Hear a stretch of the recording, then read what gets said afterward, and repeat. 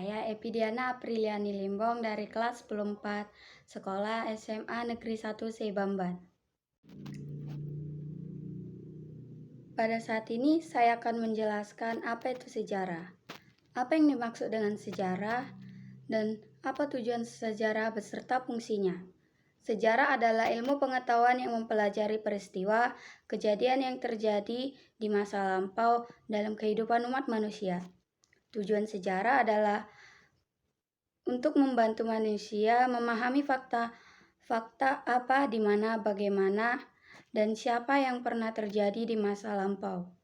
Dan fungsi sejarah adalah sebagai sumber pengetahuan dan peristiwa di masa lalu. Unsur-unsur sejarah.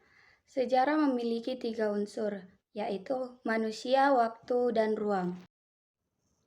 Manusia dalam sejarah. Sejarah dapat dikatakan merupakan ilmu tentang manusia.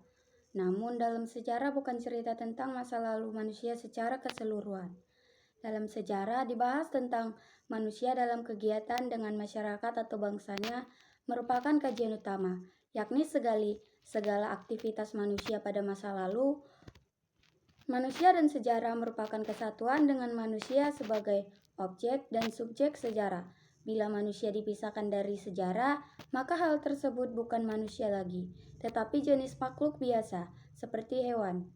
Sejarah tidak akan membahas tentang sejarah binatang atau tumbuhan karena telah masuk dalam kajian biologi dan zoologi. Tetapi jika keberadaan binatang tersebut dipengaruhi atau memengaruhi kehidupan manusia, maka kajian tersebut dapat dikatakan sejarah. Sejarah merupakan pengalaman manusia dan ingatan manusia yang diceritakan. Dapat dikatakan bahwa manusia berperan dalam sejarah, yaitu sebagai pembuat sejarah karena manusia yang membuat pengalaman menjadi sejarah. Manusia adalah penutur sejarah dari cerita sejarahnya sendiri sehingga semakin jelas bahwa manusia adalah sumber sejarah. 2. Ruang dalam sejarah. Ruang adalah unsur penting yang harus ada dalam sejarah. Jika berbicara tentang penjajahan, maka harus ditegakkan di mana penjajahan tersebut berlangsung. Konsep ruang dalam sejarah berkaitan dengan lokasi atau tempat terjadinya suatu sejarah, di mana konsep ruang dalam sejarah menyebabkan adanya pembagian sejarah. Jika mempelajari sejarah menggunakan konsep ruang, maka tentu setiap individu dapat menganalisis dan membandingkan pola kehidupan di suatu daerah, termasuk pola pikir dan pola perilaku masyarakat setempat. Peristiwa ataupun kejadian dari masa yang lalu selalu berlangsung dalam batasan ruang atau tempat tertentu. Unsur ruang yang menjadi tempat terjadinya peristiwa akan memberikan gambaran jelas bahwa peristiwa itu memang nyata adanya. 3. Waktu dalam sejarah. Waktu terbagi menjadi 3, yaitu masa lampau, masa kini, dan masa akan datang. Dalam sejarah, waktu yang paling dominan adalah masa lampau. Akan tetapi, konsep waktu pada masa lampau ini juga mempengaruhi peristiwa pada masa kini. Dalam sejarah, unsur waktu merupakan unsur sangat penting karena sejarah mempelajari sesuatu yang terus bergerak seiring dengan perjalanan waktu. Unsur waktu juga memberikan konteks atau setting tertentu bagi berlangsungnya peristiwa sejarah. Oleh karenanya, dalam mempelajari sejarah harus ditentukan dengan tegas dan jelas siapa pelakunya, kapan terjadinya, dan di mana peristiwa itu berlangsung. Contohnya, perlawanan di Penogoro atau Perang Jawa melawan Belanda berlangsung dari tahun 1825 sampai 1830. Demikian penjelasan saya tentang unsur-unsur penting dalam sejarah. Cara berpikir diakronik dan sinkronik.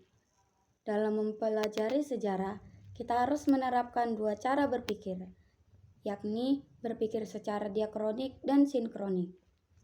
Cara berpikir kronologis. Kronologis berasal dari bahasa Yunani, yaitu kronos berarti waktu dan logos berarti uraian atau ilmu. Jadi, cara berpikir kronologis artinya cara secara runtut, secara urutan waktu terjadinya suatu peristiwa. Cara berpikir diakronik. Diakronik berasal dari bahasa Yunani yaitu dia, berarti melampaui atau melintas, dan kronos berarti waktu.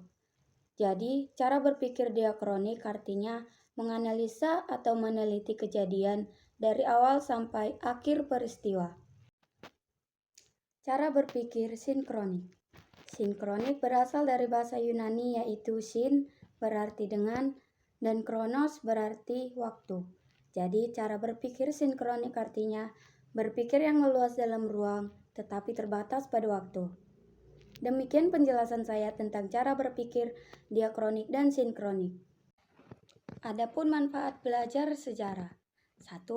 Memberikan kesadaran waktu. 2. Memberi pelajaran. 3. Sumber inspirasi. 4. Memberikan ketegasan identitas nasional dan kepribadian suatu bangsa. 5. Memberikan hiburan. Dan 8. Menjadi pendidikan politik. Sekian penjelasan dari saya mengenai sejarah. Bila ada salah kata, mohon dimaafkan. Terima kasih.